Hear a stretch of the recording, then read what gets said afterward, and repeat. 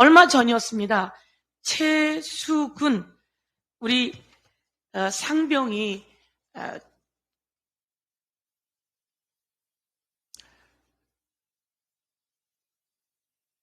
홍수로 사라져간 사람들을 수색하다가 구명조끼만 입었어도 살았을 텐데 라는 상황 속에서 물살에 쓸려가 떠나게 되었습니다. 우리 모두 다 가슴이 아팠습니다. 그런데 또다시 알게 된 것은 장화를 신고 들어가라고 했다는 거 아닙니까? 중대 간부가 건의했습니다. 물이 장화에 들어가면 보행할 수가 없고 헤엄칠 수도 없습니다. 그래서 장화는 안 된다고 했음에도 불구하고 장화를 신고 들어가라고 해서 최수근 상병이 살아나올 수가 없었습니다. 부모님이 울부짖었습니다. 장화만 신지 않고 군화만 신었어도 헤엄쳐 살아나왔을 텐데 라고 했습니다. 그래서 그와 관련해서 해병대 내에서 자체 수사가 이루어졌습니다. 자체 수사를 했는데 이 수사하던 사람의 수사 결과 보고서를 국방부 장관이 결재했습니다. 7월 30일에 무엇이 문제가 있는지 수사를 했고 국방부 장관이 그 수사 결과서를 보고받고 결재를 했습니다.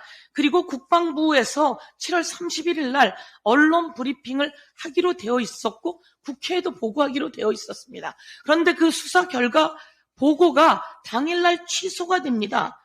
그리고 국방부 장관이 수사보고서 경찰 이첩 보류를 국방부 장관이 지시를 합니다. 자신이 결재한 서류를 보류하라고 지시를 합니다.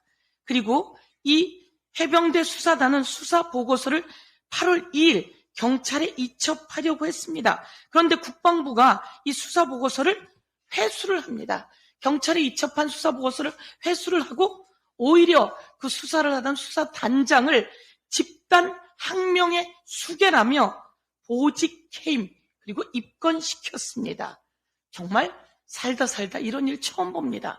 문제가 있다고 수사하던 수사단장을 항명의 수괴라며 보직 해임시켰습니다. 그 관계자들도 보직 해임시켰습니다. 그런데 이 과정에서 이 내용을 대통령실에 보고하라고 했던 거 아닙니까? 대통령실에 보고가 있은 이후에 이런 일이 일어났다고 합니다. 정말 윤석열 정부 어떤 일이 있었는지 낱낱이 국민 앞에 보고해야 합니다. 이와 관련해서 지금 국방위원회에서도 다시 자체 상임위를 열 계획으로 되어 있다고 알고 있습니다. 낱낱이 밝혀서 이에 개입한 선이 누구인지, 대통령실에 누구인지, 대통령실에 어디까지인지 철저히 밝힐 것을 촉구하겠습니다.